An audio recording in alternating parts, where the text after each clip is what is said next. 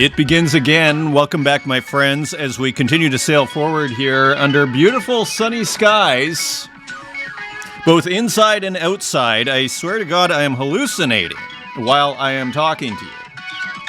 Fully sober, coffee, sun, and good vibes. Welcome back. Artist Journal, February 26, 2024, broadcasting from the inner half of the nervous system. My name's Adrian Pocobelli, and welcome back. And welcome all newcomers, too. There are newcomers. It continues. It continues. You know, as we were saying, you know, it's not life. It's not 80% of life is showing up. 100% of life is showing up practically. And yeah, you just keep showing up. And you kind of wonder where this will all end up. So all to say, I hope you had a wonderful weekend. The sun came out here, and it just is, to use a cliche, it is a game changer here. So welcome back one more time. We have Brain Dead here. Brain Dead. We've been watching this work develop over the last week. And really interestingly, I feel like Brain Dead has quite resolved it brilliantly, actually. And I'll tell you what I love about it. There's a couple of things. First of all, I have a very superficial thing that I love about it, which is, you know, it's a sort of, you know, it's kind of classic comment I would think to myself, which is, I love the margins. I love the spacing. You know, this could easily have been cut off like right here. And I love how Brain Dead is letting this work breathe, giving it some margin. It's almost like a kind of passepartout, you know, the thing that goes around, like you have your framed, you have your image, your print, and then you put the passepartout around the print, and then you have a frame. Kind of gives it that special, gives it some oomph, you know, gives it a little bit of punch, as they say in the graphic design business. Here, it just lets it breathe. It kind of gives it a little bit more, I don't know if austerity is the right word, but just importance. It gives it a little bit more significance to a certain degree. But let me get to the real part that I'm really impressed by, although I am impressed by the margin. It is how Brain Dead has basically taken a certain, you know, I would say kind of, you know, it's, if we look at Kareem Safa, as I was going to say, it kind of has a Kareem Safa feel, some of these earlier works, if we look at Brain Dead's page. What I love about what Brain Dead did here was we see the evolution, you know, here kind of playing with some of these kind of pixel art tropes, you know, again, kind of having a little bit of a Kareem Safa, obviously, one imagines, and also maybe Gogolitis, you know, these pixel art factories, right? And actually doing quite a bit, but also doing animations, pixel art drawings. And what I love is how, you know, Brain Dead it seems has incorporated some of those elements into the mix, but completely made it their own, right? So, because this, you know, these are not the colors of Gogolitis. These are not the black and white. This is not a pixel art factory. It's actually quite a different composition all around. This is a whole bunch of user interfaces, and we can zoom in a little bit. We have a whole bunch of user interfaces here, and they're all connected, and there is a chaos to it, which I feel like we can relate to as we step back here, right? I mean, to a weird degree, you know, this is us to a certain degree, one could argue. And here you have all of, like, just too many interfaces, right? I mean, and then you have the power, you have interesting little drop shadow, creating space, interestingly, as you see here. You know, that is a difference, at least with, say, Kareem Safa, you know, and also in the color, this beautiful, you know, purple, you know, violet and kind of orange, a beautiful combination here. Never seen it done with circuitry before. Gorgeous. Again, not something we've seen in Gogolitis. So really adding to that whole, you know, pixel art factory, you know, for lack of a better term, genre. I mean, really the genre is probably pixel art. But within the genre of pixel art, we could say there is, you know, the pixel art factory thing, you know, motif, perhaps. So all to say, just gorgeously done here. And there's something quite poetic about it and really making it Brain Dead's own. incorporating influence and making it your own and doing it in style, which is why we start the newspaper of the imagination here today with braindead.gif. And of course, really cool right up here too. These are nice little details here. And there are still some left. It's an edition of 25. They're 8 Tezos each, and there are still 17. So you still have time here. System V3 down _XXL. So just very cool, nice collectors in here too. Uxine, Mech.txt, Kyle Flemmer, and more. Dr. Lee NFT, massive collector there. So beautiful work from Braindead, and as you see here, kind of feels like a breakthrough work. And I love this work. Braindead actually gifted this to me, this Melting Heart, after I showed it on the show actually last week. So thanks for that, Braindead. And having nothing to do with actually starting here, this just worked its way, fought its way to the top here on its own merits here. And the color, it's a richly colorful work. It may not be rainbow colors. It may not be red, yellow, all these. There may not be a lot of colors in here, but it's still, I would say, an intensely colorful work. That's not a gray. That looks like more like a green beige gray. Even in the, that's not just like, that's not just a pure desaturated gray here. They're very rich grays. And then again, the purple with the orange, it's really a stunning piece. You could make a print out of this. Without the movement, you could make a print out of this and go, that's beautiful. That is beautiful. I'll put that on my wall. So I'll just say, cool work, Braindead. Very cool. Let's go to the comments here for last episode. And yeah, that was, how did we do? So pretty good on YouTube here. Really nice ratio there of the likes to watches. And let's check out the comments here. Hey, Pocobelli, my name is Yoao Valadeo. Yoao Valadeo, I believe is how we would say it. And I'm Gravotopia. So nice to meet you, Yoao, and thank you very much for showing my work and for the kind words. I am very grateful. So you are more than welcome, Yoao. And yeah, keep up the great work, and looking forward to seeing more, and thrilled that you're watching the show. So thank you for the comment. Yuri J, thank you, Adrian, for keeping the conversation open. So here, it was. I'm actually still trying to figure out what Yuri J was saying, but to kind of briefly recap, Yuri J opened the conversation of what does it mean when we're simulating oil paintings with AI. We've talked about this for a couple of shows now, and I'm happy to keep talking about it because I think it's bringing up really interesting issues that kind of come to the very basics of actually aesthetic philosophy, which is what are we doing if we, just to actually take a step back while it's in my head here, what are we doing in at least what we might call figurative or maybe representative, maybe narrative painting? What are we doing? We're taking we're at least copying things that kind of elements that come from the so-called real world, and we're kind of representing them. We're making a copy of sorts, right? On an art piece, right? This almost takes you to kind of Platonism, mimesis, making copies, right? And its most basic thing, at least representative art, what are we doing? We're making copies, right? So there's a kind of copying that's going on. Now, so that is what we might say I would argue, a kind of foundational layer as we move forward on this discussion. Now, let's see what I was trying to figure out what Yuri J was saying here. Let's see if we can figure it out.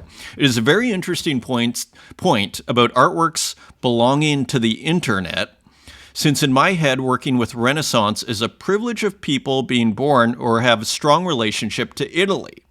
Since it adds extra depth and meaning to the artwork and the whole process, this golden age that may never back drama and so on.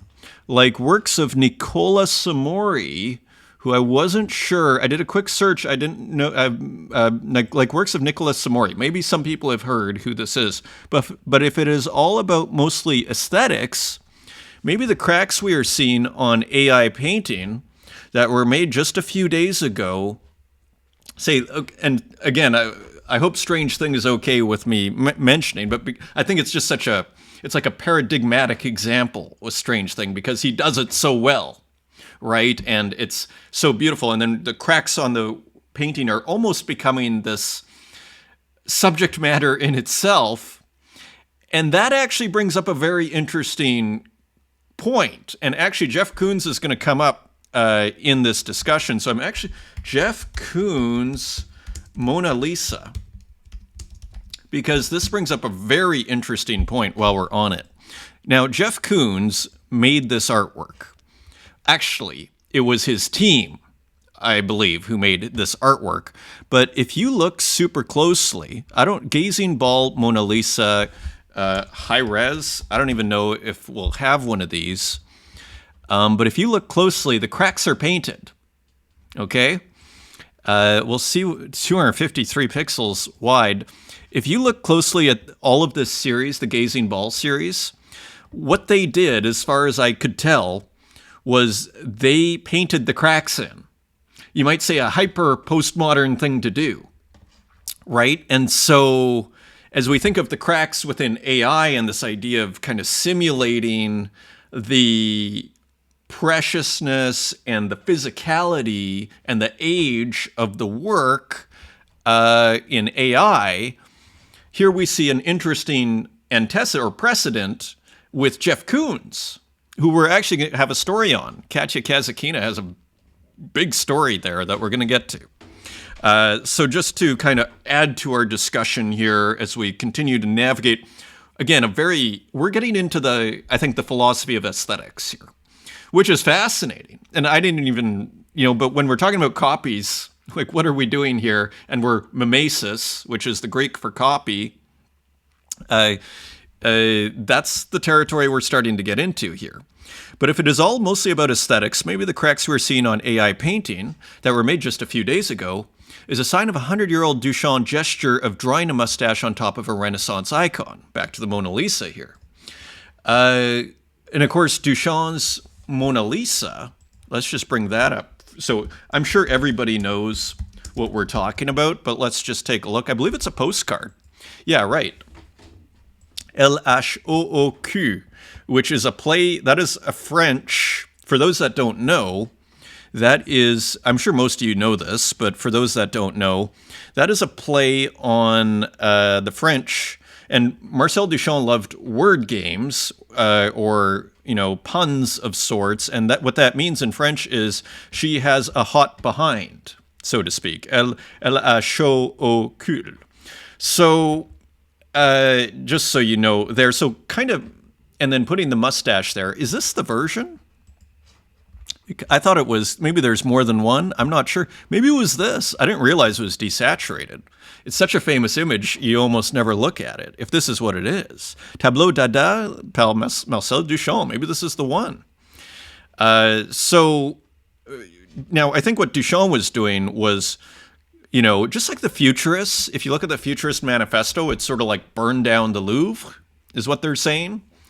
Pretty extreme manifesto with the Futurists very early, I think like 1904. I think it was Boccioni who wrote it, if I'm not mistaken, Umberto Boccioni. So let's get back to Yuri's comment here. So, and I think what Duchamp was doing there was basically calling it, it's sort of like the Futurists saying, burn down the Louvre. Like, let's start fresh. We have a new world, right? Let's start fresh. And you kind of get a similar, I would say, spiritual, for lack of better terms, a similar kind of outpouring of sentiment from our friend Yuri J here. Like, let's kind of start fresh here is kind of part of, why are we re-emulating, the past, right?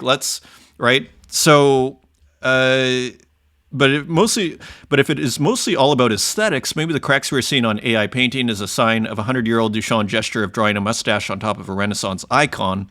For how long this postmodern moves will be acceptable? So I love the question, although I'm still trying to piece together the point here, and I don't know Nicola Samori super well. Again, I did a quick search here, so I almost just need more information on this, Yuri. I need you to go more in depth. But what I would argue, similar to what we see with Jeff Koons or his team, in Jeff Koons directing and the team producing, I think these oil paintings at different scale. Importantly, I don't like the ball. I think you could do it without the gazing ball, but I think Jeff Koons felt it needed something. Okay, it needed that kind of provocation. But just like they painted in the cracks, one could argue it is a similar gesture by emulating these oil paintings using AI. Okay, it becomes a hyper-postmodern gesture, for lack of a better term. Maybe we coined a new term here. It is like a hyper-postmodern gesture. So it's almost like it's calling attention, because if let's say, again, let's just back up to our aesthetics here. What is Leonardo doing when he paints the Mona Lisa? He is copying nature, right? Mimesis. He is copying nature, and then he has his work. What is Jeff Koons doing? He is taking the artwork, the copy, and then making a copy of the copy with his gazing ball Mona Lisa with a few transformations, and interestingly highlighting the physicality of the artwork itself. It's not like Jeff Koons was trying to re-emulate what Leonardo originally had. Jeff Koons is actually re-emulating the work as we have it, the physical work, the artwork.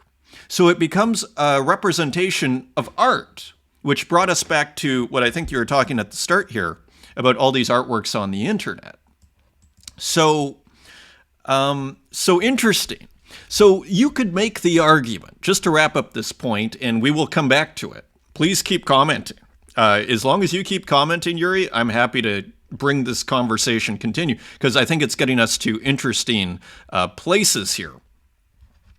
I wish I remembered my last point. I had like the killer point here was about to come down on us.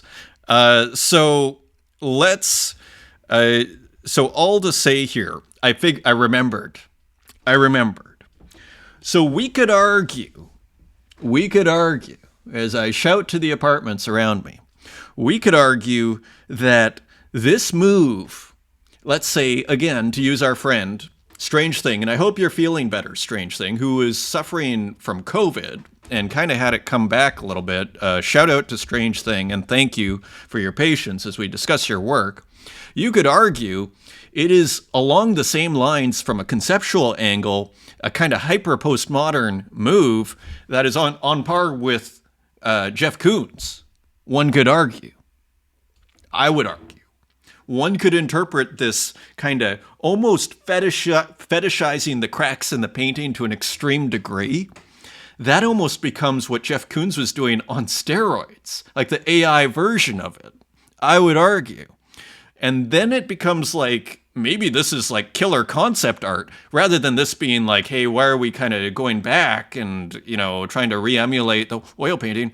One could argue this becomes like hyper-postmodern artwork, like very interesting on a conceptual level. The argument could be made. So it continues here. So again, thank you for provoking this discussion, Yuri. And again, feel free to weigh back in, because maybe more interesting discussion will result. Let us continue here. Iconolator, your channel is a great service to artists and collectors. So a very nice comment. Thank you. And Rada, awesome to hear from you. Number one, as ever. Eridisane, we need your book, Poco. That is hilarious. We talked about this, and of course, there are a few books out. The book of, I think I called it actually the Book of the Imagination, which is maybe, I don't know if that's a good title or not. Maybe it should be something like that, because, the problem, and actually this is kind of where all of these tabs here of comments are going. I think the important thing to do is nobody can put together the definitive story, let's just say, for the sake of argument, I would argue, almost on any art scene, but say on this digital crypto art scene. Like, I don't think anybody can do that. All you can have is different accounts. We're not in the province of physics or mathematics here. we're in the province of story. We're in the world of stories, so all we can have are accounts, right? And reflections and, hypotheses, you might say, like we might call it social science at best, right? And some comparisons. We can look at the market, but then we can also look, okay, this was clearly a brilliant work that wasn't recognized by the market at first, but then later. So then, so all to say, thank you for the comment, Arid Desane. And now that there is kind of a big book out, it does make the thought, I was talking to a friend this weekend and saying, maybe now is the time to actually approach a publisher and actually put a book together. So I'm excited. Let's see. And we'll see if I act on that one thing at a time as ever. So over to our YouTube comments, and we got some great ones here. And again, thank you for the massive response here. 17,000 views there. Big response on Twitter. Ain't nothing. Here we go, Mr. Pocobelli. Awesome to hear from you. Do. Thanks for the mention, Jiro Quay. Hope you enjoyed the song. And I think that was the Zora work, wasn't it? With the album. And I think it was kind of like jazz, and it had a cool vibe. Ellie Lowe. Thanks for the episode. Pretty interesting conversation about AI and oil paintings in a prism of playing violin with a sampler and simulacrum. So this is also... this needs to also be brought in because, of course, simulacra and simulacrums are about copying as well. Okay, so we may even need, I hesitate to say this, but we may even need to get to a little bit of Greek aesthetic philosophy, like just some foundational ideas out of Plato, Plotinus. And then we go back to Baudrillard, right? And then maybe we return to our own discussion and we bring our own thoughts, all of us, to this conversation. Glad you're enjoying it, Ellie. Love your work. We have a work by you, actually, this show. As I was saying, it feels like a weirdly complicated topic. It is. Yeah, indeed. Cedar plank. So Hasdrubal waffles and wow. Wait till you hear this. Thanks so much, Pocobelli. No AI, right? Because I was speculating, how was this, the other version of this work made, this version here, those JPEG distortions, lots of revisions due to Abandonware.js site, finding errors and panicking when the original image disappears. Originally, this was a senior citizen brawl, but Lizard appeared, pink, blue, pink, Ensenada residents always. Also, new handle might look familiar. Cedar plank, plank cedar. So, all to say, you won't believe it, but Hasdrubal Waffle sent this to me on Ethereum, a one of this earlier version of this just raw masterpiece is how I want to call it. So, I thought to myself, and here it is. Now, I bought this work, actually, for quite a bit of money. I think it was like, how much was that? I think it was like, was it 0.2 Bitcoin? Kind of scary during the bear market. I don't know if it was that much. It was $750 during the bear market when Bitcoin was like 15K. So it was 0.05 BTC. All to say, it's one of my favorite works ever. And this is where the name comes from, Cedar Plank. I'm into CB, my codename Cedar Plank. This was a masterpiece. I'll never forget. The reason it was so expensive is because me and Legojo both had to have it. And Legojo has great taste, so I think. And so there we were, both battling. Legojo still says that it is one of his greatest works there, this awesome, awesome piece. Okay, let's continue. And do we have any more? Oh, this is, actually, I brought this up. And the theory of obscurity, Meet the Residents wiki. Here, I actually brought this up. This is super interesting. So I'm just going to read the first paragraph here. Because, of course, Waffles uses a lot of different aliases, right? So if you want to understand that, the theory of obscurity is a musical theory attributed to Bavarian avant-garde composer Ensenada. So there's the sonata that we just saw. The theory posts that an artist does their best work when working in obscurity. even to the point of complete seclusion, unhampered by the expectations or influence of their potential audience. Very interesting. The theory is best known for inspiring the residents' philosophy of anonymity and ambiguity, which has remained consistent from the earliest years into the present day. Perhaps the fullest musical representations of the theory of obscurity to date is the Residents' second album, Not Available, which was recorded by the group in 1974, but withheld from release until 78, apparently in accordance with the theory. So it's interesting how it's now best known as Sonata's musical work, or in relation. So now he is known. This, I think, Neil Sonata, if I'm not mistaken, and Sonata. So just very, very interesting. So thanks for sending that to me, Waffles. I should actually put that. I just closed it, but I should put, I'm going to start putting the articles in the community. And here's the work, by the way, that was sent to me by Waffles. So just a massive thank you. That is a gift I will not forget. I was thinking to myself, well, maybe, maybe this will help my retirement here, because there's no. Let's continue. Martin Joe, epic episode. Always impressed by the amount of art and information we consume on a daily basis. Thank you, Martin. Great to. Glad you are enjoying that, and I always appreciate your huge support. Never before in history. Very interesting about the Taschen book. Whenever I see one of these attempts to write the history of art today, Giorgio Vasari inevitably comes to mind. Well, there is kind of a, I really appreciate that, and that is humbling. There is kind of like, when I build this show, I am, to a certain degree, I do think of people who are unborn potentially watching this. Whether they will or not. I think as artists, all of us are ideally, we are kind of, you have to think big picture. If you're going to spend the time, why not have the ambition to hopefully that people will care about your artwork in 1,000 years? So all to say, it is kind of loosely a bit more classical in structure. You might say this to a certain degree, but I mean, it's still kind of a newspaper of the imagination of sorts. So anyway, but the way we kind of look at different artists and learn about these different artists. Thank you, Martin. I really appreciate that. Lily Illo Pocobelli, thanks so much. Great episode. Would love to see a book of all the art you love. So we got a few comments like this. So I appreciate that. And the idea is in my head. I may approach a publisher, but that is, put it on the to-do list.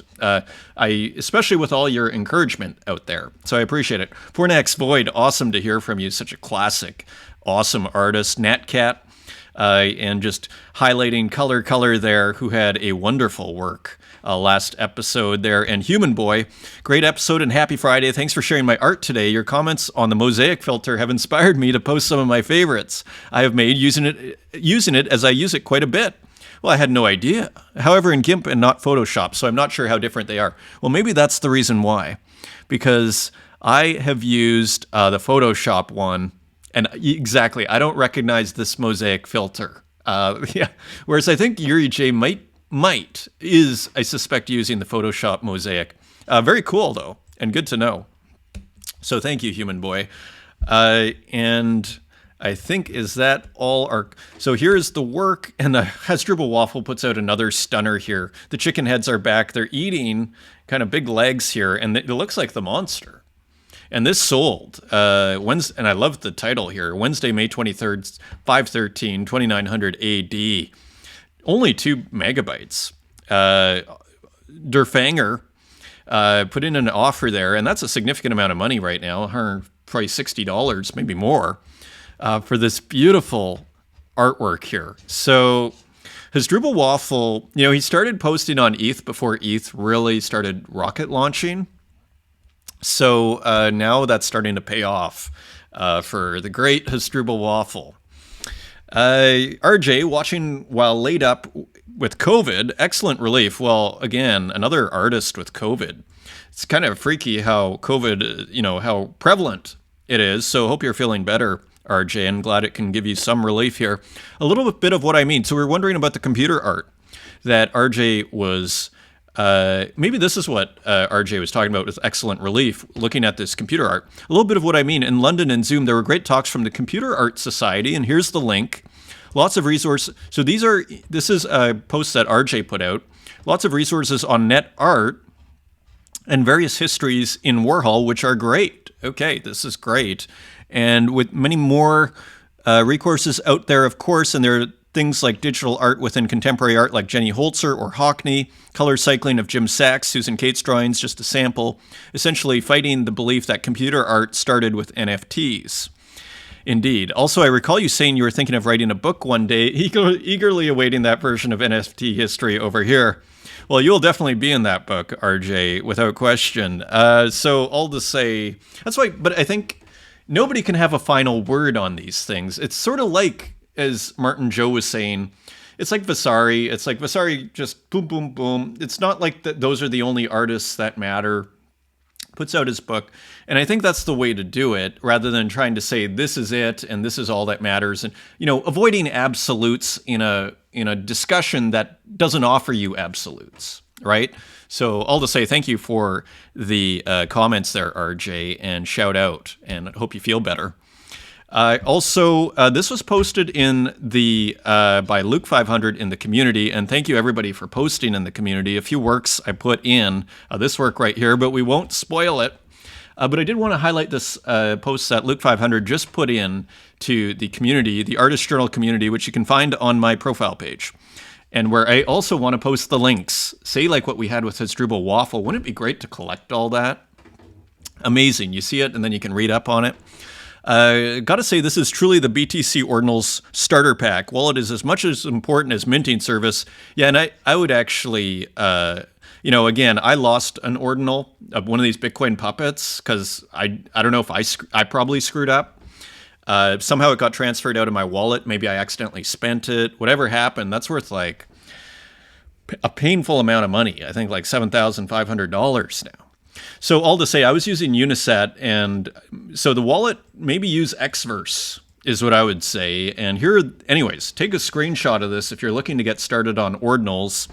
Leonidas, the great ordinal leader, really, has posted the basics here for you. So inscription tool, Unisat. So use Unisat to inscribe. Cool. So nice and decentralized there. Now, okay, so we had the book on Friday. Now we have The Economist. Refik Anadol is using AI to become the artist of the moment. So I thought this was interesting and illustrative because, of course, we all have been... So Refik Anadol, for those that don't know, is an AI artist, showed in the MoMA, somewhat controversially. Jerry Saltz, of course, was calling it like a lava lamp.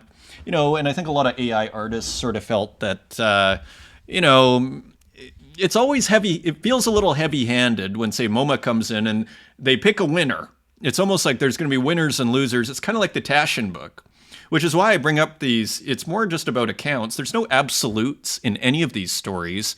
And so this is why I'm always suspicious of absolutes. Like there shouldn't be, now he's the artist of the moment. This is an absolute. Now, there's an argument to be made, and let's look at it here. They swirl on super bright screens, creating what Mr. Anadol calls data paintings. And shout out to Arno for sending this to me. Thank you. And wiggles on walls data sculptures. Some compares animations to glorified screensavers and lava lamps, referring to Jerry Saltz, more spectacular than substantive. But tap in the link. So this is just on Instagram here, but I actually brought up this on purpose because I could have brought up the article, which is here, but I want to show you what's going on here. So you click on The Economist. Let's go to the link, right? And then you go to the link and then subscribe now. Okay, so one has to also keep in mind that part of what The Economist is doing here is trying to generate kind of, action on their page so that people come to The Economist and subscribe, and click on here. And it's not like you get the story. It's all, so you can subscribe, right? So let's read just what they have here. With all that in mind, last year, he is in high demand. Last year, Refik Anadol projected luminous images of Corral onto a wall at the World Economic Forum in Davos, and covered the exterior screen of the Sphere, a new concert venue in Las Vegas with animated tumbling blue blocks. In October, the MoMA in New York acquired unsupervised machine hallucinations, in which a machine learning model generates artworks based on those in the museum's collection. On February 16th, Echoes of the Earth, his largest ever show in Britain, opened at Serpentine London North Gallery in London. He's a 38-year-old Turk who lives in Los Angeles, is riding widespread public interest in artificial intelligence to become the most visible digital artist of his generation. And again, it's kind of like a sweeping statement. There may be, maybe that's true. I mean, I just actually asked that question. Like, do you think that's true? It's because I think the argument actually could be made. I guess I would qualify it again. I'd say maybe for now. And like since when? Since the last few months. Because of course MoMA, how long ago was that? That was within about a year ago, maybe a year and a half. His work reflects the innovation and anxieties of the current moment. As Mr. Anadol sees it, AI is a powerful creative tool. In a world where there's so much life happens in a digital realm, he argues data has become a new pigment. A nice quote there. So just kind of interesting. I thought it was interesting, especially within the context of the Taschen book argument. It kind of feels like, this is my issue with the article. It's not kind of more just, it's not as, it doesn't feel super as descriptive as, it doesn't feel totally objective. It feels like they're trying to push something on you. Like, this is what's happening and you have to believe it. And this is how it is. Now it's at Serpentine, so it's over. And what that does is it all of a sudden the MoMA, a few people at the MoMA, a few people at Serpentine, and then maybe a couple of people at The Economist have made a decision, and then it becomes like, in total, how many people were involved there? 15 people? If that, and then all of a sudden he's the most important person ever according to these 15 people that are making these decisions. These are just the sorts of things that go through my head. So anyways, all to say, congrats to Refik Anadol. But it kind of reminds me of the Taschen book, which it feels like there's kind of a push. People are saying this is canonical and this sort of thing, what was happening with the Taschen book. These are accounts, is how I put it. So let's continue here. And then here's Hans Ulrich Obrist, a prominent curator. I believe he does the curation at Serpentine. Oh, and the Serpentine. So maybe Hans Ulrich Obrist. So we'll make it 16 people. Right? And then so you have all of these, influencers, for lack of a better term, or at least Hans Ulrich Obrist, and then all of a sudden narratives are being pushed that you have to think this way. Or at least seemingly. Let's see what Hans has to say here. Refik Anadol is now open, a pioneer in the aesthetics of machine intelligence, artist, and technologist. Refik Anadol is known for his innovative media works and large-scale public installations. Now, another thing that should be noted here is Warhol's famous dictum, it's not what they say about you, it's how many inches they write about you. And referring to, it's not if the news about you is good or bad, it's how much print, how many inches of print have been written about you. And remember the big thing with the big snafu with, with Jerry Saltz and Refik Anadol? That was all good for Refik Anadol. Now he's showing at Serpentine and The Economist is writing and it's like, wow, he must be a big deal. So verifying, one might say, Warhol's dictum, like kind of showing it, a demonstration. One could argue. So here it is, the show. And you can see it here. So there we go. The exhibition investigates the ways in which technology alters our perception of the natural world and our experience of time and space. Now, I would just finally add on this. This statement here, written by Hans Ulrich Obrist, could be written by a first-year art student on their artist statement on their show. This exhibition investigates the way in which technology alters our perception of the natural world and our experience of time and space. So I just say that not as a criticism, but just as a way of illustration that, these idols that are sort of paraded around as, again, people that you have to believe as being the experts, myself included, think for yourself. And this is one thing. I hope that this show is different in the sense that I'm never trying to lord my opinion on anybody. I'm not trying to convince anybody. I'm sharing a public journal. It's part of why I do this format, and then people can figure it out for themselves. That's what I prefer. So anyways, I don't want to sound like overly polemic here. It's just interesting. And thank you again, Arno, for sending me those links. Very interesting. Now, kind of fitting within this whole issue. So we're back to Jeff Koons, and this is quite a story by art detective Katya Kazakina on her Instagram here. Jeff Koons' art is on the moon. I posted that actually in the community. So NFTs went to the moon. That was posted in the community if you scroll through it. But his prices have cratered. Can power players reignite his market?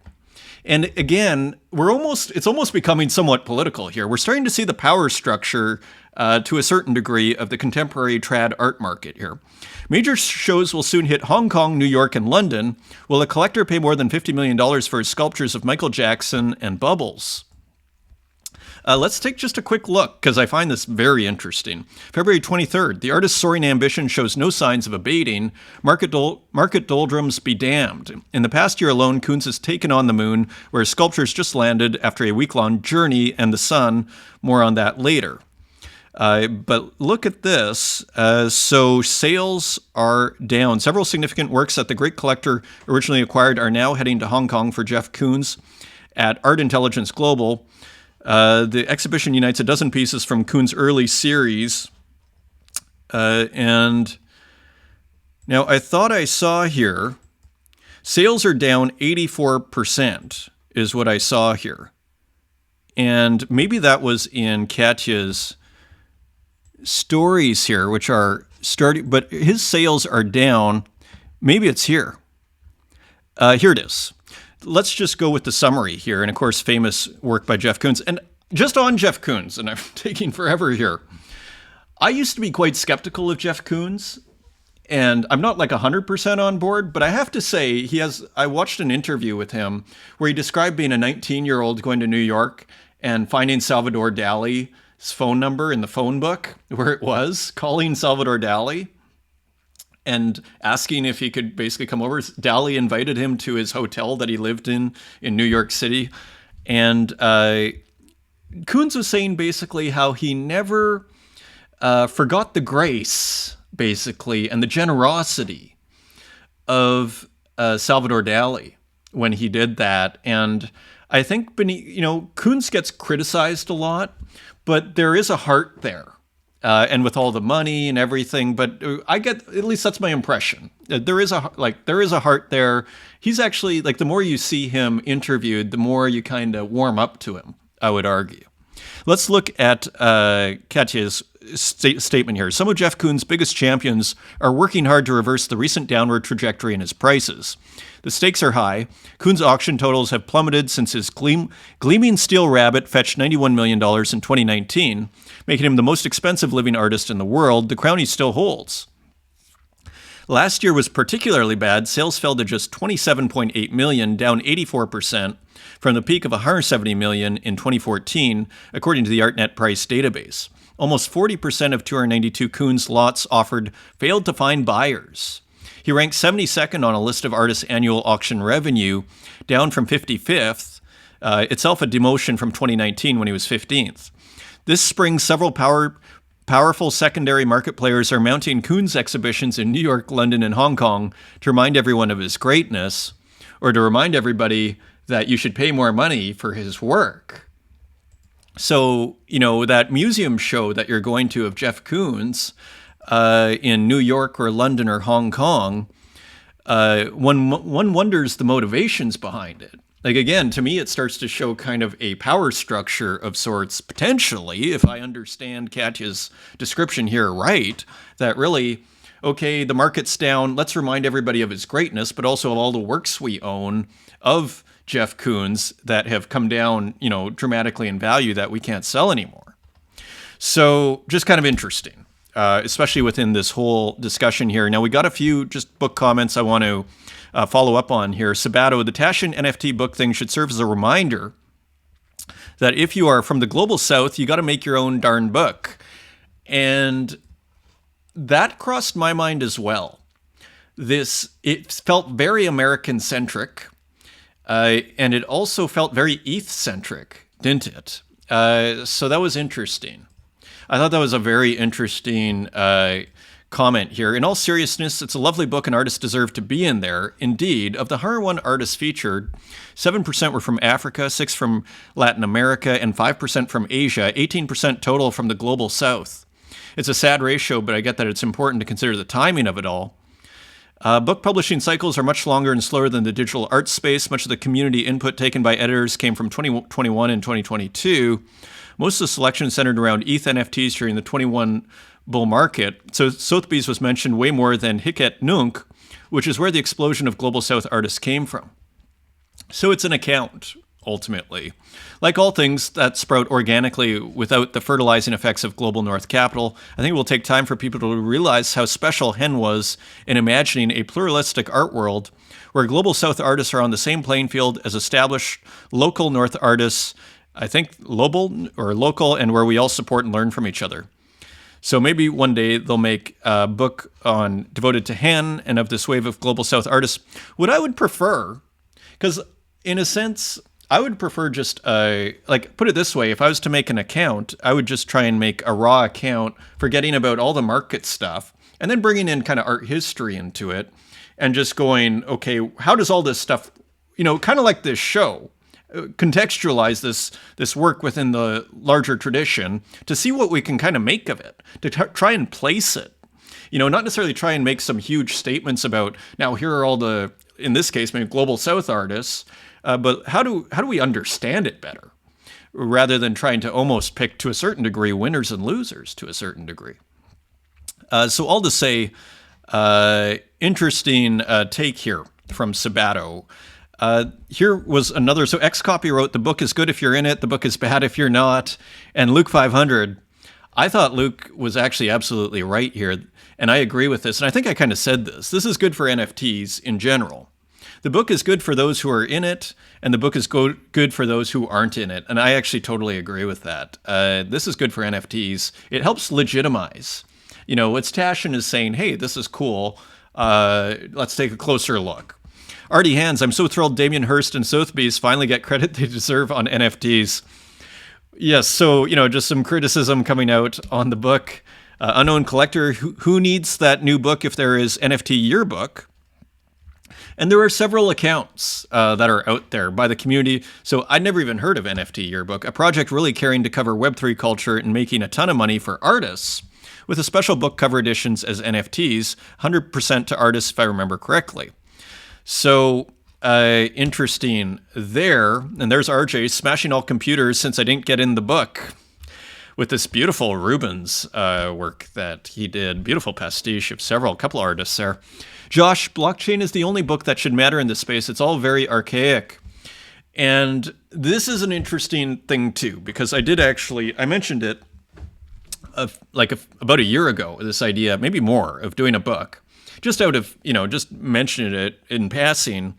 And one of the reasons why I thought maybe I'm not sure about it is a lot of this artwork is moving, right? And so adding to Josh's point, getting a book, and who reads books anymore?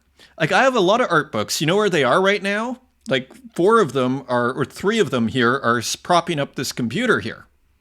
And they're doing a mighty fine job of that. And yeah, okay, I wish I had something that could prop up my computer better, but, who's reading books anymore? To generalize, all of us read, I think, well, some of us read sometimes, but, I'm online, right? And so then it goes, who's reading this book? Or any book on art, to a certain degree. Do we need a book on art? Like, if I was to make it, who's going to read it?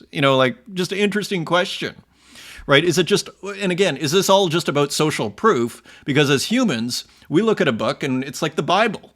Well, it must be true if it's written down and published in a book. It makes it look like these words are more important than words that we speak. So let's continue. Chikai. My quick thought on the Taschen book, and for that matter, any top 100, inner circle, or ranking, focus on the work, be happy for your friends, don't take it too seriously, but appreciate it for what it is. That kind of sums up, actually, how I feel about it. Exactly. Be happy for the people who are in it, don't take it too seriously, and appreciate it for what it is. This is an account, okay? It's not the final. You can, if you don't like it, you can always write an account, your own account, right? So I thought that was kind of wise words. This was interesting. So shifting gears a little bit. So Raoul Pal, of course, from Real Vision, big crypto bull, got people like me into crypto, to Raoul's credit. It took me a while watching Real Vision in like 2020. That's what kind of, with Raoul's outrageously bullish sentiment towards crypto, which he was actually pretty right about. It took me a while to get out at first. It took me a while to get out of the bloody mid-curve, but I now see clearly that the top of the pyramid of the entire crypto economy are art NFTs. And in particular, deeply culturally relevant and truly pioneering digital artists. And I have a feeling he's thinking more probably of ETH culture, but and this is something that 6529 has been saying for a while, and actually there was a comment. They'll only get more expensive in time, too. I actually think this is an open question, because they're pretty darn expensive as it is, but maybe it's possible. Our art NFTs are the left and right of the bell curve. All other NFTs except punks are mid-curve. That's fine, and many will be valuable, but not in the same ballpark as the rarer art. So he's not too specific on which ones he's discussing, but one imagines X-Copy, Squiggles, kind of the stuff you'd see in the Taschen book. One imagines Raoul Pal is discussing. Interesting comment, though, from just like a purely investment perspective, because that would also have implications, I think, for Tezos art as well. So let's continue here. Curio Fringe, it's hard to believe we're almost an hour in, and we look at how many more. I'm going to have to speed up here, guys. It's starting to seem to me that Tezos platform will again begin implementing more incentive programs for minting and collecting, which means charging service flat fees per transaction, with rewards to going to those that draw the most transactions. So just an interesting comment there from Curio Fringe. I wonder if Curio is thinking that not enough people are collecting right now. I think Object seems to be doing fine from what I could tell, but interesting point here from Curio Fringe. So we'll have to watch for that. Walk, am I the Tezos artist meme inventor? I do believe so. I mean, Walk's the first person that I saw posting that, so shout out to Walk. OMZ, a crypto artist doesn't just use crypto themes in their work. It isn't enough to mint art on the blockchain or be here early. And again, I'm kind of weary of these absolutist statements in this whole discussion. A crypto artist embodies a defiant but collaborative spirit, advocating for autonomy and decentralization for all. Does this mean everybody who's on Solana is not an artist or not a crypto artist? So I'm weary. Crypto artists built this space. I'm also weary of comment. So interesting thoughts, but I'm weary of these absolutist, again, I'm weary of anybody who's trying to make anybody think anything, tell people how to think, and so trying to make the point, and let's be generous here, trying to make a point. So interesting, but I'm weary, is how I feel about that. Relax. Over a quarter of artists polled would not be making art if they weren't in Web3. Kind of an interesting poll from Relax. And again, this was posted in the community here. Would you still be making art if you weren't in Web3? 27% saying no. And so again, who knows how? I don't know if these are the most scientific polls in the world. But an interesting question. Like if Web3 disappeared, how many would go back to picking up the paintbrush? I probably would. I'm sure I would. I wouldn't know what else to do with myself to a certain degree other than, talk to you which is pretty fun, actually. Let's continue here. So interesting provocation there from Relax in the poll. So this is in Paris. So this happened, I think, last week, 25th to the 29th. So it's on right now. Crypto Art version 8, just a really cool ad, and there is Romania's first in real life gallery. I don't know if that's the name of the gallery, inaugurated at Cravoia Museum of Art. And there is a beautiful Lily Illo work, and there are all the people. And there was also a show from Dina Chang. And Tim Secenti, if I'm pronouncing that right, did a on cyber installation, Midnight Arboretum, curated by Dina Chang. So let's just take a quick look here.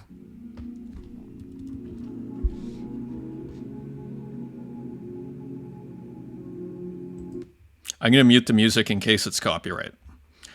So that is here's the beginning. And so I guess this is just a somewhat of a teaser of the gallery, so to speak. But we have a work here today. Are there others? So yeah. So I guess that's just the intro.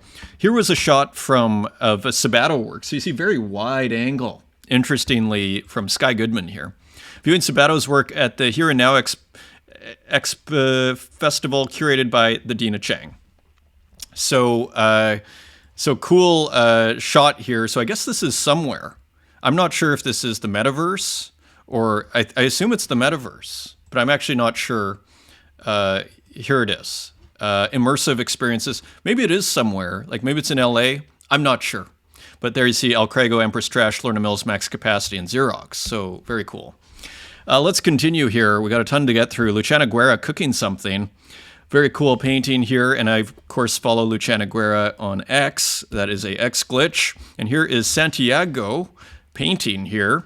So more works in progress. So physical, so a lot of people will be doing physical painting. That's almost the way to go, right? Is to make physical while you're making digital as well. Dania, this one's really rad. Also, sorry for my footage is blurry, so I need a new phone case. So just more of these awesome phones that we see here from Dania, aka also known as Let's Glitch It. Really cool glitch cameras, and this was hilarious too. Kodak. Every flea market has the camera guy. Found ours today. He said he's got tons more at his house too. Told him I'll buy him out next time. Hilarious. And I follow Dania there, of course, as well. That is hilarious. So putting those cameras to good work. And here is Vinny Hager with a cool physical here. Big vase here, kind of reminiscent of some of those almost like kind of Ming vase type thing, but with Vinny Hager's mark making over top. Adam Fuhrer, Dissolve, Plotter, Twitter. Pretty nice, pretty precise work here. Another very interesting physical. Beautiful. Neutro. So a few shots of the art residency that's going on. We're on day 3, probably day 4 today. We started the day experimenting with a beautiful technique, cyanotype. And so here's some cyanotype here. As you see the blue, and there, let's just see if we can go through it. So yeah, this is classic kind of cyanotype. I've never actually done it, but you see how powerful it is as a medium. Right? So very cool there, and you see all the results. So just very interesting to see the residency. We got a few more shots here. Different rooms.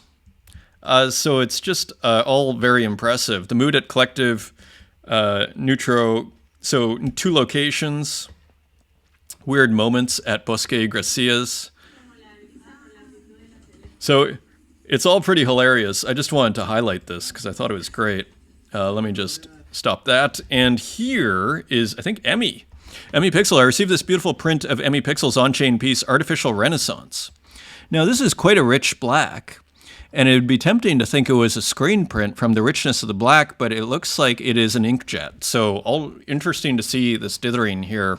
And this is dithering, for those that are wondering, this kind of digital gradients of sorts made of pixels. So interesting looking piece here. Nice kind of simple color. 2-color work there. And here's Rat Cloak on a t-shirt, courtesy of Mikey de la Creme, who of course I follow. That is an X glitch. Say hello to my little friend, Rat Cloak, so on a t-shirt. So that is rad. And continuing on, Spiegels, all over the place here. People are doing things all around the world. So here's some of Spiegel's work. Very interesting display here. Unique, I would argue. So Spiegel's doing very good. Spiegel's Maskinen, Glitch Garten. LED setups available to purchase for collectors of the one-of-ones. So if you buy a one-of-one from Spiegel's, you get the physical. So very cool there. And I believe that is Spiegel's Maskinen there. We'll be in the garden from 12 to 2. Drop by or write if you want to say hi. So isn't that great? Congratulations. And looks awesome. And great to see Spiegel's there.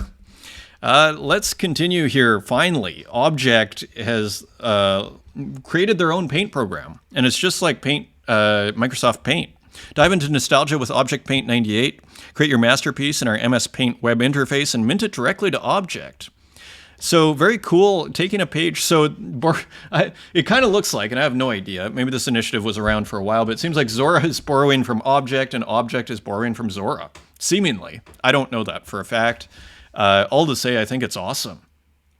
Like, that's what all these platforms should be doing, is taking all the great ideas from that public platform. Like, why not incorporate following and notifications if you're Zora? Why not incorporate a paint program if you're Object? Makes a lot of sense to me. Here it is. Actually, I haven't even tried it. I loaded it up, and I wonder if we can make this bigger. So it's very fun to work with limitations, isn't it? So here it is, and then you can just probably put all this in and hit mint. So if you don't have any software, now surely you can affect the size. I don't know how though. So all to say, just very cool. So obviously you need to learn how to use that.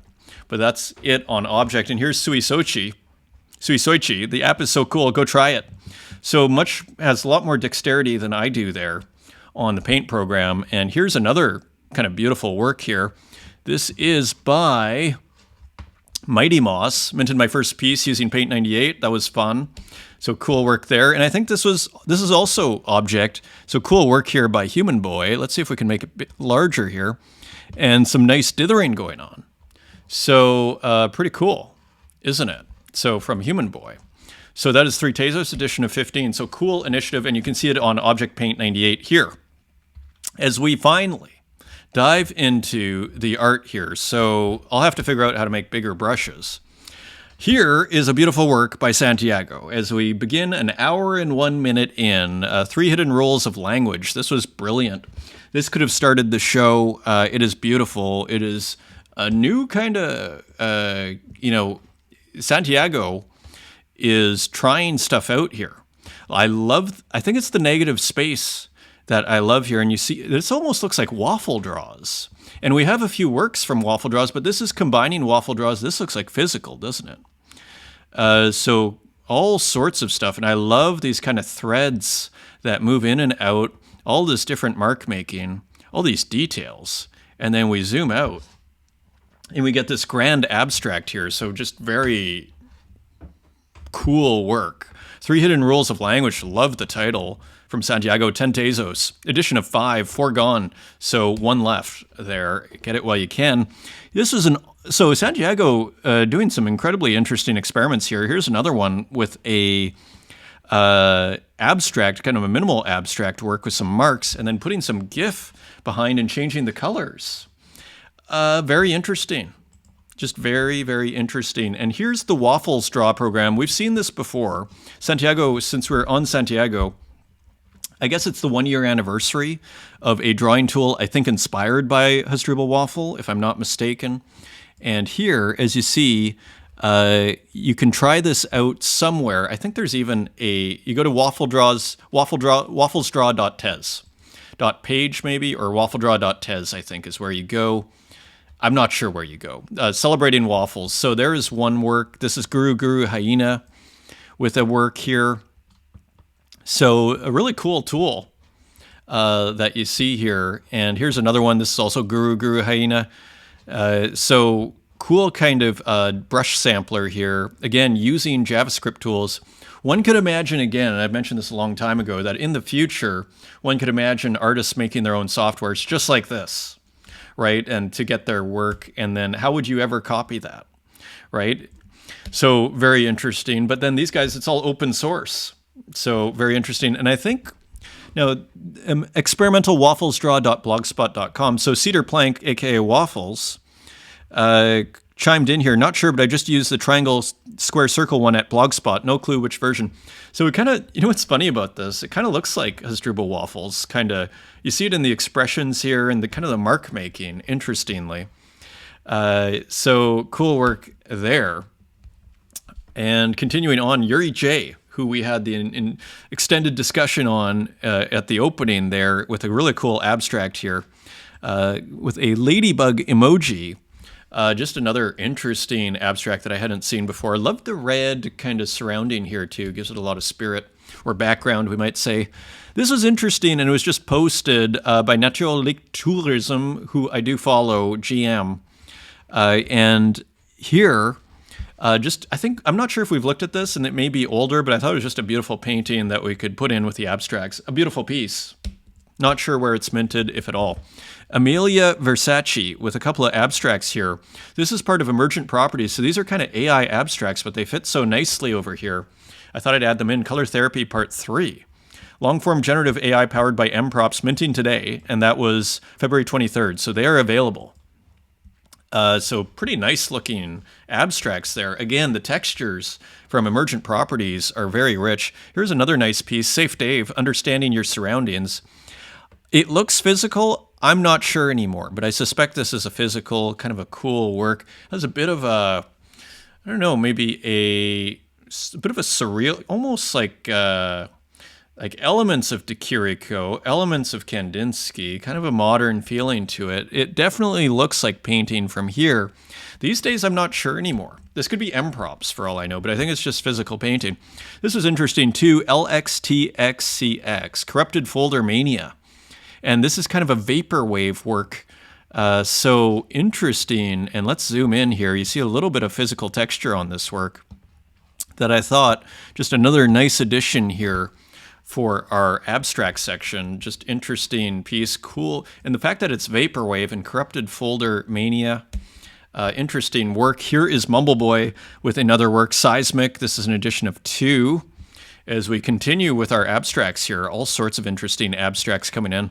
And again, this could hang well with the Santiago work, with all of the kind of chaotic detail, but all treated and all considered, seemingly. Quantamination, also an edition of 2, changing up the color scheme a little bit here. And again, interesting piece here. And fuzzy and sharp, a lot of contrast going on here, a lot of different works. Kind of looks like physical, kind of looks like digital. Interesting piece. That is an edition of 2. And this was posted in the community. Ruslan Core, and I thought a pretty nice work here on Solana. This is exchange.art, and it'd be nice if they had that zoom tool in here too. Kind of has a bit of a CGI feeling to it. And kind of an abstract here, almost looks like a Windows butterfly here with a little bit of Wi-Fi, perhaps. Interesting piece. This is an edition of 1, I think, and 3D art, and this is for 1 sol. The Reserve, Sound of My Shadow, that's Ruslan Core, or Ruslan, on exchange.art. And here's Gozo. This feels like it could hang in the same show here. Failed the Moon, animated digital collage by Gozo. This just came out February 23rd. So adding, I think the other works we've seen from Gozo are static. So adding a little bit of different renderings here in this work. Interesting textures here. Almost looks like a coffin with a rose on it. Kind of a surreal, again, another surreal looking work. Animated digital collage by Gozo, 1080 by 1080, edition of 25. And taking offers, and they're coming in pretty high here. So nice work for Gozo. Continuing Uxine with a couple of works here. I thought this was quite brilliant, actually. And a happy birthday to Uxine, who I believe just celebrated yesterday on Sunday. And here is a beautiful kind of headphones and a happy face here without the head. I thought was quite brilliant here. And we had another one, I believe. I thought this was quite brilliant too. Putting hype, and you have the monks with the skeleton kind of hand, but it's all small, which I thought was quite brilliant. Reminds you of the Inferno, where in the Inferno, the devil is huge. And then I was listening to a lecture on the Paradiso, which I haven't gotten to yet. Apparently it's just, when you get to God at the end of Dante's Divine Comedy, it's this tiny little thing, this little light that's kind of dancing. I haven't read it. But that is, so I kind of, when I see this kind of a big thing like hype, but made small. So interesting move with the sizing here. Huge kind of margin here. Interesting.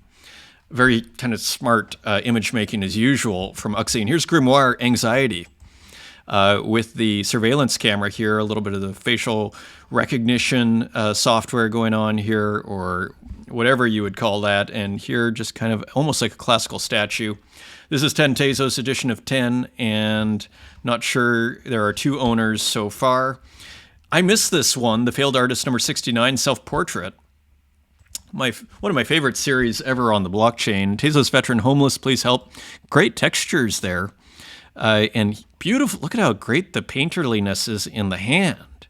As we look up close at the failed artist here at large with the McDonald's hat. I just love this theme. And here are some employees, and there's a cactus, interestingly, and Tezos veteran, homeless, please help. I think lost his job at McDonald's, and there's McPurgatory over there. Paint stripper, do not consume. And there is the cast, so just hilarious. Beautiful work here from Wasteman Goldminovich. Is that sold out? It's sold out. Good work. Oh, no, there's one for 3 Tezos.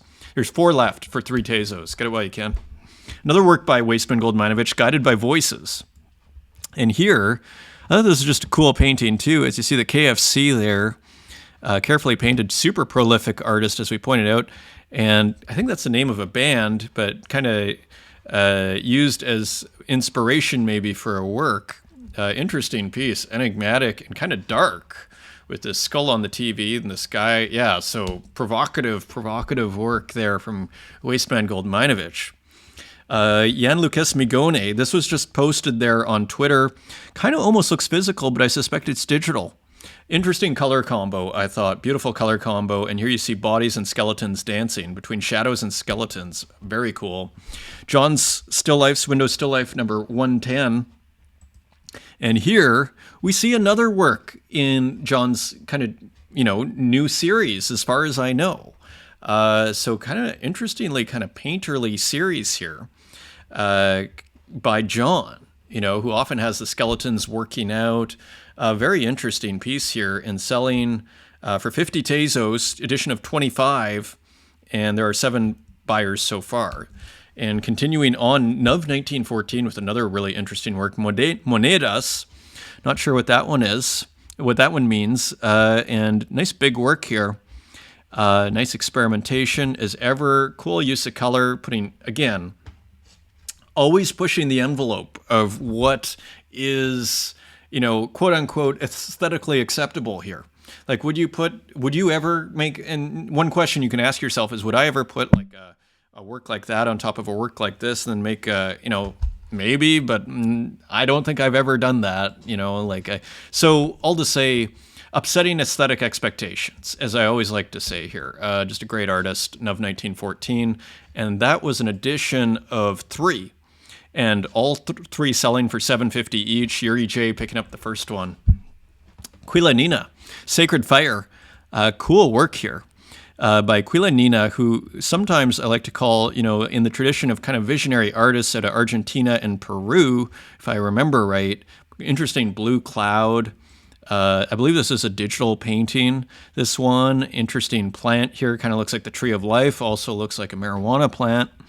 And here, it kind of has this kind of mystical folk art kind of feel to it. There's some Amanita muscaria mushrooms there, and a hallucinatory snake, and then someone passing on the brew, and you almost wonder, is this ayahuasca here? Hard to say. And the priestess here, so to speak, with what would you call this again? Not a wand, maybe a wand or a kaduska or something. Or there's a word for that.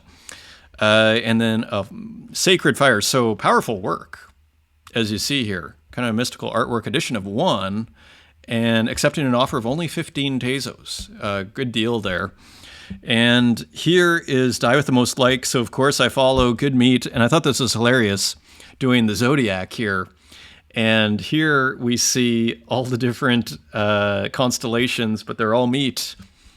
So hilarious there. Continuing on, Uyo66, the Archangel, again, continuing with this 3D kind of feel here. So I imagine if you put on those traditional red and blue glasses, this will start to look 3D. So there's Mike. And here's Caliburn, all these different kind of characters here. Kind of has a 1950s kind of feel, Looney Tunes feel to it. Edition of 1, transferred, so all sorts of interesting mechanics going on. This was an interesting piece I saw on X, Sergei Veriseyev, and this is on Foundation. This is actually from a few months ago. a typical landing in a typical apartment building in Berlin. And I thought that was pretty funny and just a nice, interesting illustration here. Nice color. And here is Seba Sestaro, who I also follow, neural data processing. Another interesting take, who's been playing with memory, psychological spaces, things you remember. Really interesting piece. I'm really enjoying this exploration here into the unknown, into this representation of psychological, remembering. Neural data processing, cool title too. And here is Smonter, who I haven't seen work from for a while, Pool Party. And here, kind of a looser work by Smonter here. Always having an interesting angle on the shot and people at the pool. Always an interesting composition with Smonter. Pool Party. And here is Katerina Create. This is an edition of 10 for 5 Tezos. And picking up a lot of buyers here. Is this sold out? One left. And that's on secondary. So actually, this went for 1 Tezos each. So a cool work here. Nice kind of painterliness, so to speak, in this kind of illustration that is animated like a GIF from Katerina Create. Kind of cool drawn pixels there in the socks, really nice. And cool kind of framing here in the margins with the... and contrasting well with the static parts of the work. The moving parts contrasting with this nice red static background. Cool work. The Lika interpretation of a painting by Ukrainian female artist Maria Primachenko.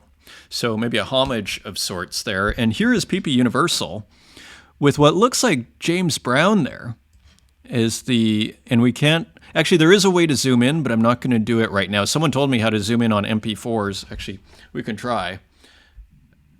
I think in Safari you can zoom in on the MP4s. So interesting work here, experimental work with a bit of a drone.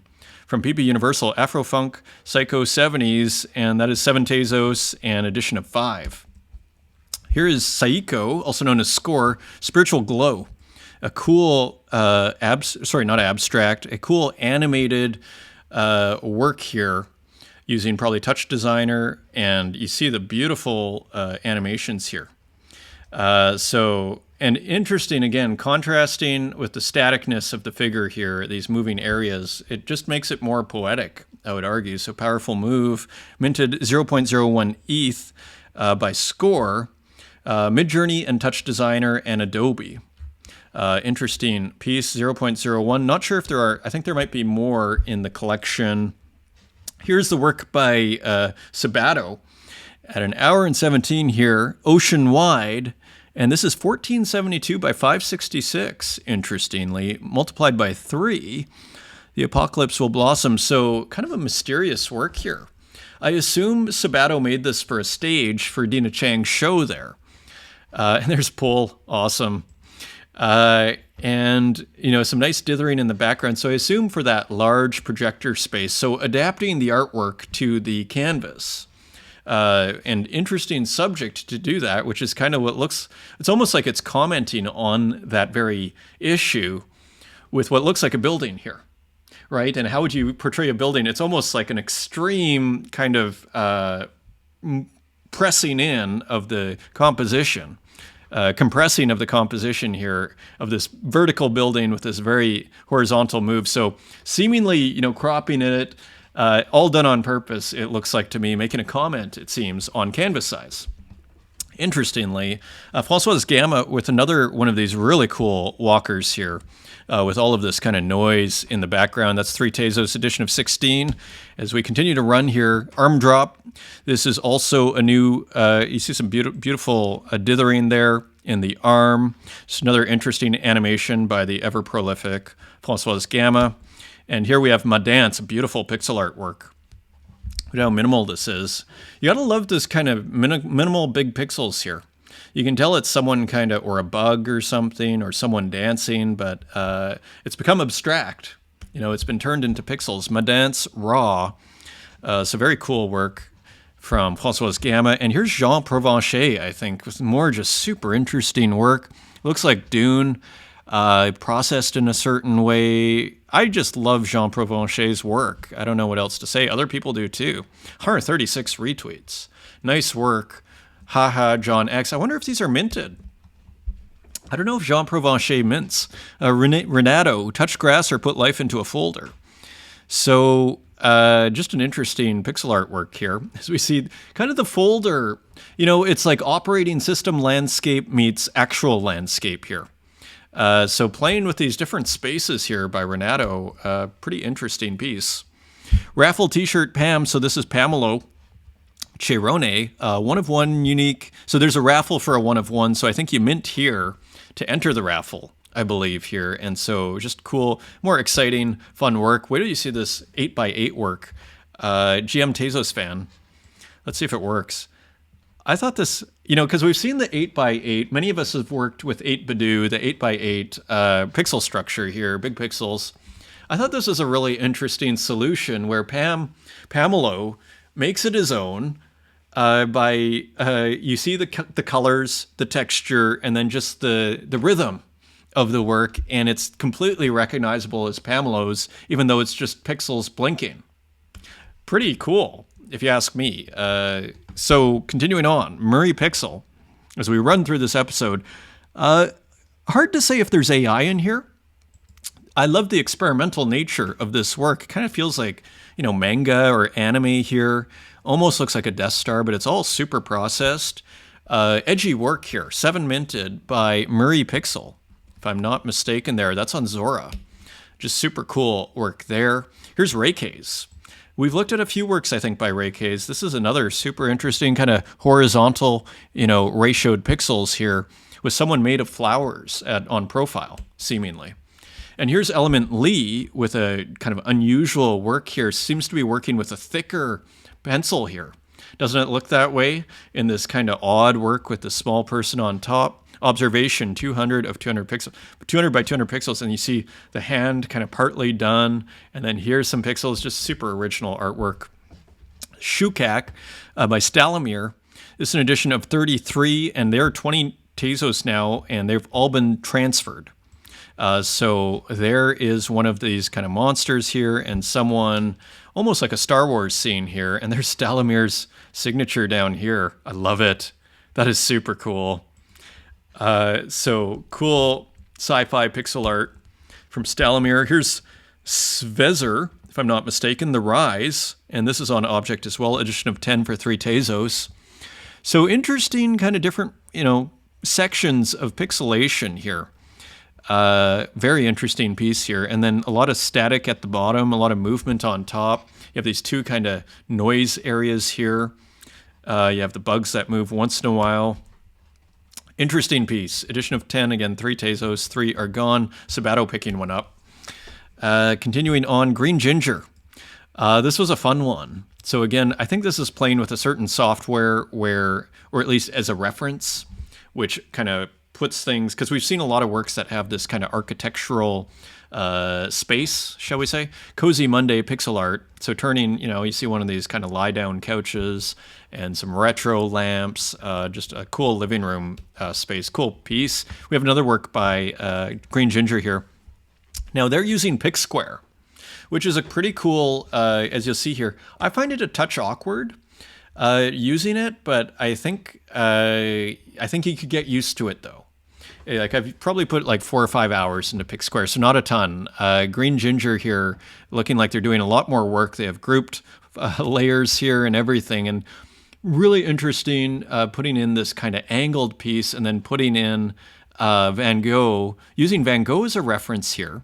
We were mentioning this before, not tracing directly, but just kind of eyeing it and making a pixel artwork out of it quite beautifully, I might add. So this is a work in progress. Intentionally missing one element. We have a plan to work on it. What do you guys think? I think it's beautiful. Do we have another one? I think we do. If it loads up. We shall see. It did. And that looks like the Scream. So another interesting piece here as we go into the hour 23 mark. I'm going to speed up a bit here. This is by Pixel Magic, or sorry, this is by Takashoshi, I think, from a series called Pixel Magic. Fadeaway shot. So interesting pixel artwork with a little bit of sports. Interesting patterning at the bottom here.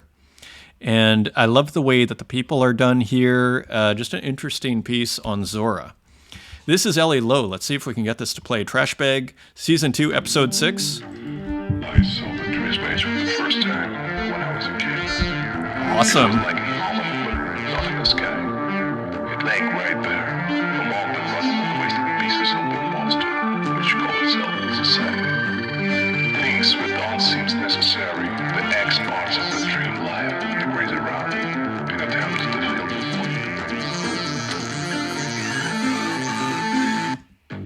void. Pretty rad. Big shout out to Ellie Lowe, who left a comment there earlier. Pretty nice piece there. Digging the music, tape cassette audio. So that may have been, hopefully we don't have any copyright issues there. Tape cassette audio. All to say, really interesting piece. That is only a Tezos 40, and that is on Object. There are 9 left. You can still pick one up. Moving work. That music. Powerful. Trilobite, who I follow. Nice piece. Kind of combining things, almost like this character animation with a whole bunch of kind of chaos in the, almost like fractal chaos that it's hard to focus on.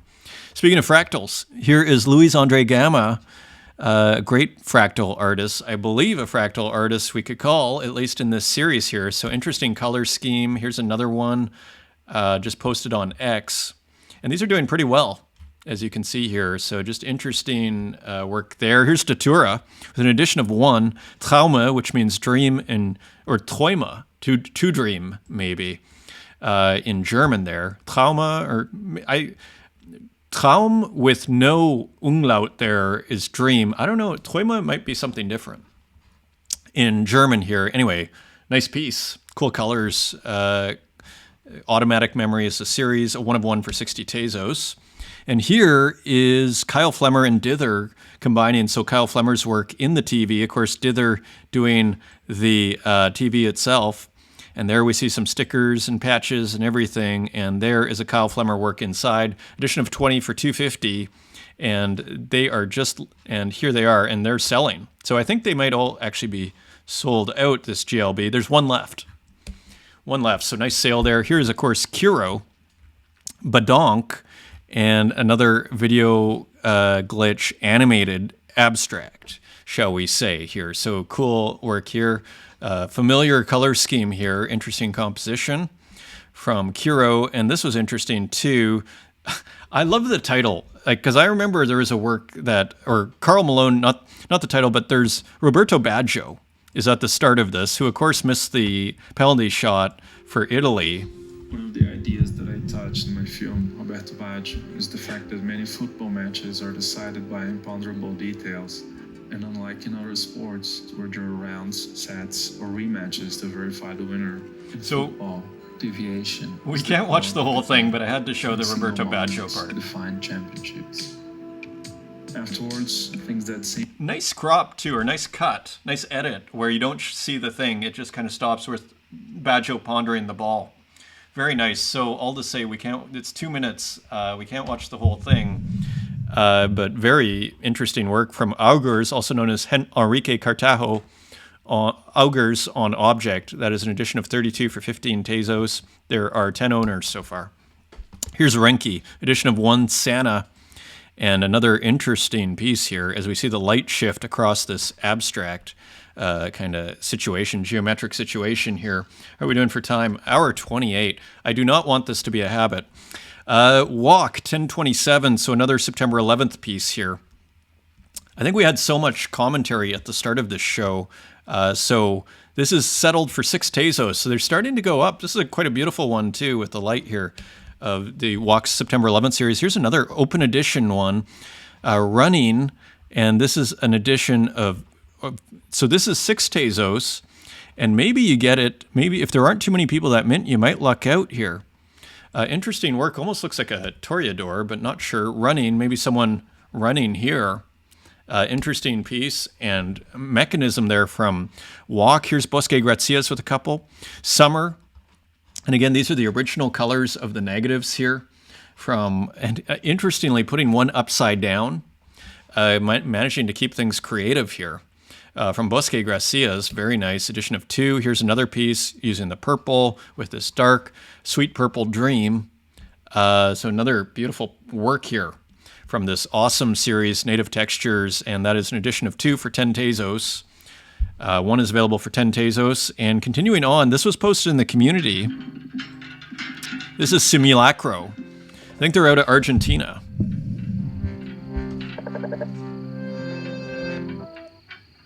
Kind of a glitchy work here.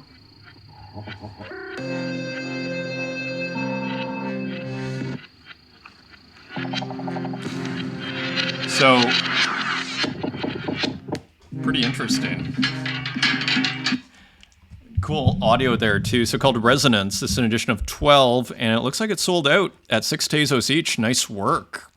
So Simulacro, someone was messaging like, oh, maybe you should have other artists. You do it in the community. That's how I find out about new artists from people. Just post it in the community if you see someone that you think should be on the show. So very cool there from Simulacro. Cool name too. Here's Martin Joe, Kinky Bass God. So let me get some audio. Kind of a shorter video, 8 seconds. And this is on Manifold. And we see the zipper. It almost looks like a Tez noun, doesn't it? So interesting piece there, 0.002 ETH on, again, Manifold from Martin Joe. Here's Mo, S-H-I-T, are you dead? Yes, is the answer in the description. And there we see, so we're going to see a little bit of CGI, but I want to preface it with just this work here because there's an interesting combination of this CGI and kind of reusing a piece, I think, perhaps, or repeating it, and then with a little bit of animation. That's an edition of 15 for 3 Tezos. And then here's another one by Mo S-H-I-T. This is an edition of 1, and this sold to both selling to Somfe. This one for 11 Tezos. Kind of looks like the original, doesn't it? Again, looks like CGI. I was saying in an earlier episode, this is AI. It's not, according to Mo. Here's Retro Manny with a GLB here, a virtual sculpture Orion Starbase. So continuing the theme here. So cool work, and this trophy is worth the 800 Retro Manny. And here so this was transferred maybe to previous collectors, or so 11 editions, Trophy 02, Orion Starbase. Nice GLB here. And even cool pixelation there underneath. And here is No Hygiene with a few more experimental works for us. Leg Zero. This is an edition of 1. This is 8 Tezos. Again, kind of feeling kind of data over here, isn't it? In No Hygiene's works. I thought this one was a standout. Index hole. This is 12 Tezos. Pretty interesting. Just new visual experiences here, courtesy of No Hygiene's very raw AI, extremely raw AI from No Hygiene Kick. Another just wild series, taking huge, I'd say, aesthetic risks here, which is what I am celebrating here. Who would ever do this? And is this just raw AI? Maybe some collage involved? Who knows? Novel imagery, courtesy of No Hygiene. Again, Hasdrubal Waffle highlighting that a couple of months ago, this artist. Islay, Rear Rome Sun. So a few more horse works here, maybe for the horse trading. This one's from Islay, and we are still recording here. Okay, awesome. And so another cool AI artwork from Islay, maybe made with M-props, interestingly. Just very nice and painterly. M-props is amazing, the textures that they get there. Here's a work by Tukes, an interesting painting here, kind of more on the experimental side when you talk with people in the dark GM. So Tukes constantly working, one assumes, an AI artwork, where Tukes' focus is right now, again, coming out of Glitch. Lily Illo with an interesting piece here, Pickup Stick Sunday. And again, almost recognizable Lily Illo colors here, and you have pickup sticks. So an interesting AI artwork here, half abstract, half half figurative. And here, another really cool chair that has been abstracted. And of course, I follow Lily Illo. Very cool orange in the background here. Outrageous shadow. Well done, Lily Illo. Just very cool work here. Boiling it down, too. It's just the wall and the floor and weird shadows with these kind of abstracted chairs. Just super cool. Here is Strange Thing. And we're commenting. Again, now let's think of Koons here. So Koons painting, or at least the team, painting the little cracks of the oil paint, simulating. Here, you see the simulation really of the photography, probably from the source images, but the simulation of the photography of the painting.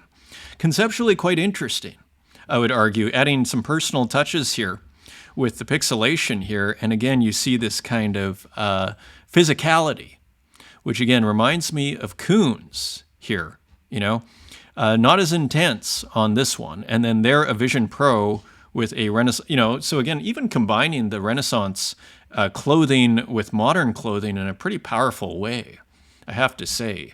And then here, just classic kind of, 17th century to Renaissance, like, what would you say, foliage? Trees. It's been an hour and 35 minutes, my friend. Please forgive me. Mr. Bezold, this is awesome. Nice work, Bezold.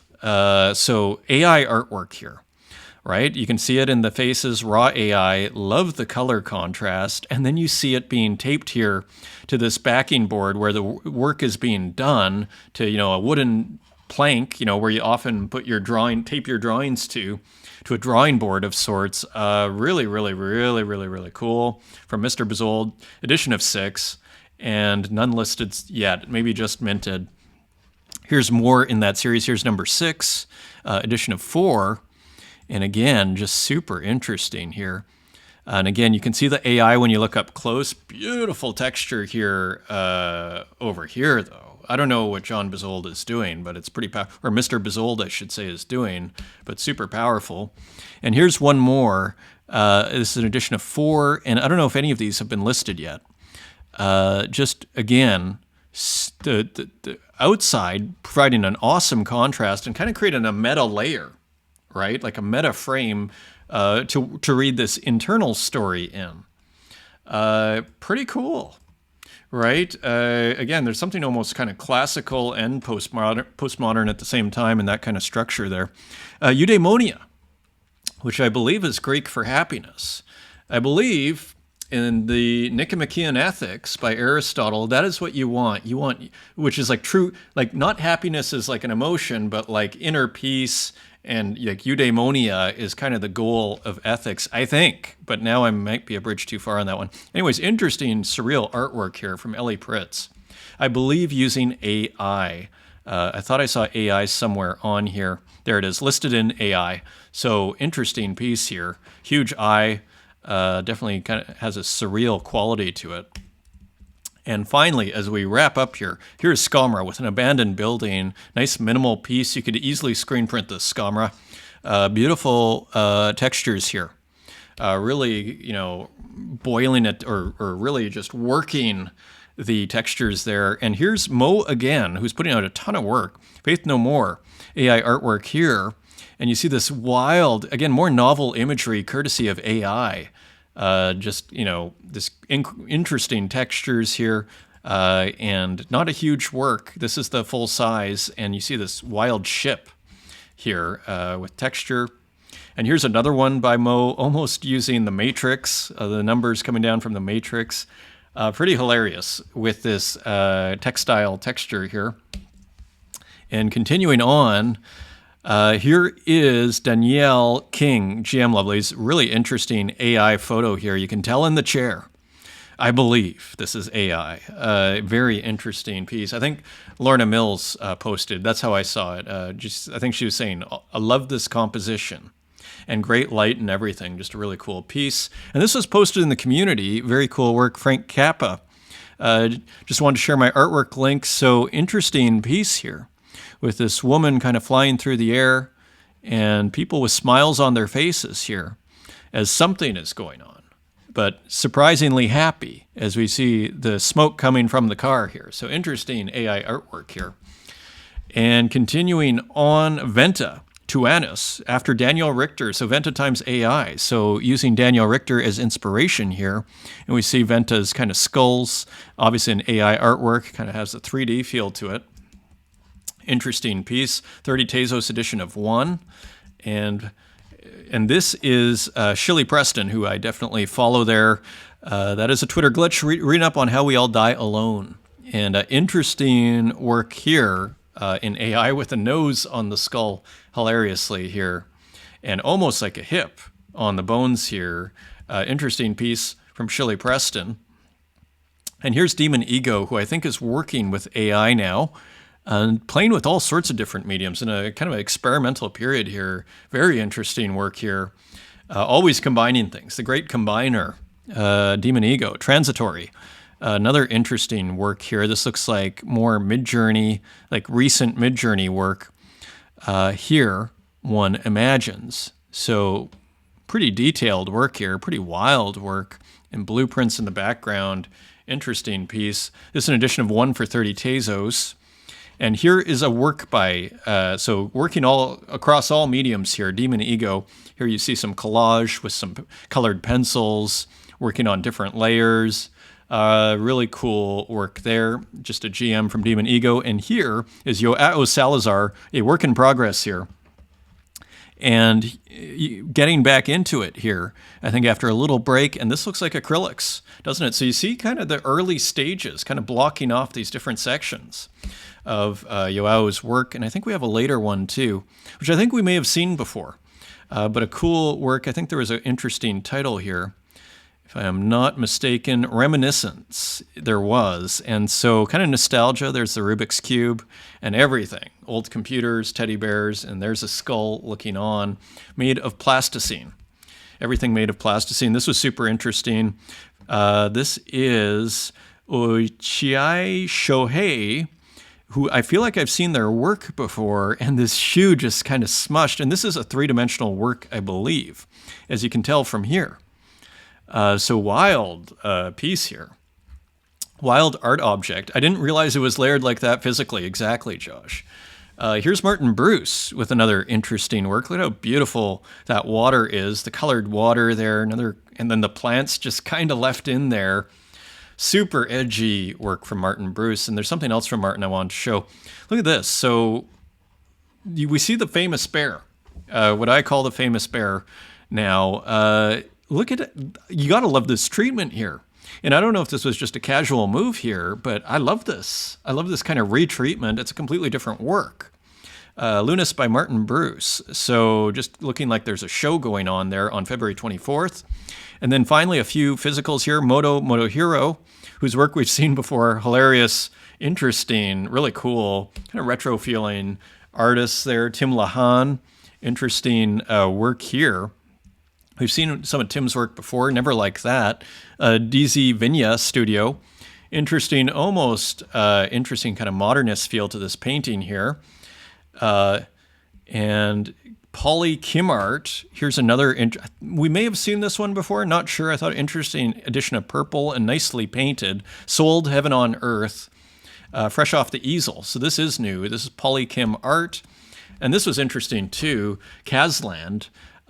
Beautiful color in this one, isn't there? Just kind of a simple, weird one. I like it. 11 by 14 inch wood panel, acrylic, oil pastel, pencil, helter-skelter to the sky. So super interesting. Really beautiful one here by Bondozo Bandito, Casper Johns. And we have Casper the Ghost with a gumball machine. And we have a couple more here. Look at this, 3 heads steal better than 1. So 210 by 190, so interesting experiments here. We're seeing what I love about Bondozo Bandito, where I show a ton of Bondozo's work, and actually has I think it's Hermes Cartajo, if I'm not mistaken, is the name. I just love the experimentation. Like, this is a courageous artist, in my opinion, is willing to try different things and try stuff out. Here's another one. Look at this. So we have these spears going into the work, just endlessly trying new things. You get the sense you're getting 100% of Bondozo's, of Hermes' like soul is going into his work, just communicating through art. This was super interesting. Jochen Mullen Brink, interesting concept here, almost like a bathroom mirror here, fuzzed, and then you see the person, glimpsing through with the drop here. Pretty interesting piece. This is on Instagram. Here's another weird one, Emma Beatriz, with like a monster truck rally with a spider web on top and some script writing. Totally wild work here. It's Not Gallery, posting it again, full credit, It's Not Gallery, who really, here's another one by It's Not Gallery. I mean, really on the forefront of what I call the new humor. and not all of it being humor here, but just like there is definitely a sense of humor to this work. Mario Ayala. And again, playing off the Pop Goes the World by Men Without Hats. Great album, by the way. Canada's Kraftwerk, I called them. So anyways, nice pastiche here. Yeah, I could never dream of making this. That is hilarious. Adam Lister's studio, looking like a Pokemon work here, and you see it in progress. Really manual. In a sense, nothing too fancy on how this is made. Very interesting there. And finally, CyberKid, original drawing by Invader. And if you look closely, I don't know if you probably can't see it, but you see there's a little pencil grid there. I thought a really nice way of rendering a black and white pixel art works. You put them all together. It makes a beautiful art piece. You could screen print this, or you could just, if there's pencil work, you just fill it in. And there's an original art piece. I thought just pretty cool. And that, my friends, is your show. It was so huge, I forgot to have the closer there, unfortunately. You know what I was going to do, though, for the closer? I can find it. It is right here. Thank you for joining me. And until next time, take care.